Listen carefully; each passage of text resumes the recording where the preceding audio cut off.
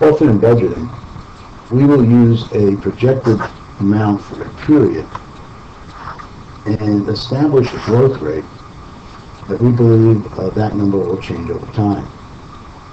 Let's take an example using revenue.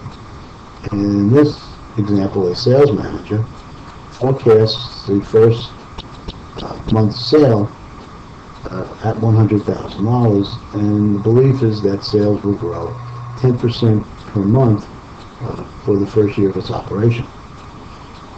We're going to see what the sales are going to be projected for the fourth month.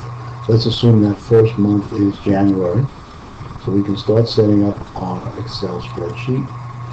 We're going to want to type in this little cell here for growth rate. Eventually we'll put the growth rate in that cell. And we begin by typing in January, then February, and we can continue March, etc. But we can use a little Excel shortcut.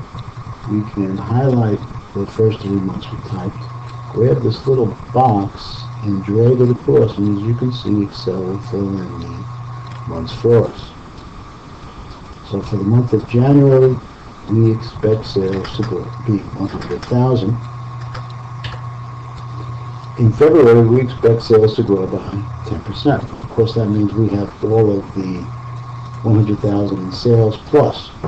We can establish a formula for this by saying the growth rate is going to be equal to 1% representing 100% plus the growth rate, in this case of 10%, so our growth rate will be 1.1. This really signifies that for each succeeding month, sales will grow by the amount from the month prior by 10%.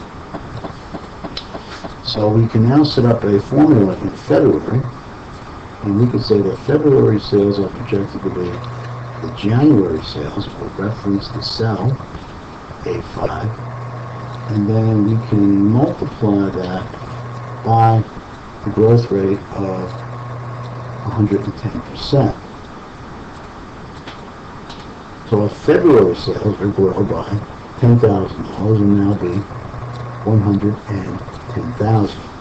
Now we just cannot take that and cut it and paste, because look what happens when we do that. When we take our February amount and paste it to March, it doesn't come up with an answer, and that's because Excel is shifting over one cell. So what we need to do is to lock our growth rate, and to do that, we use the $sign, $F, and we want the F column, that's why we did the F, and we want the third cell in F column to be repeated. So we'll have $F, $3, and that will lock us into that growth rate.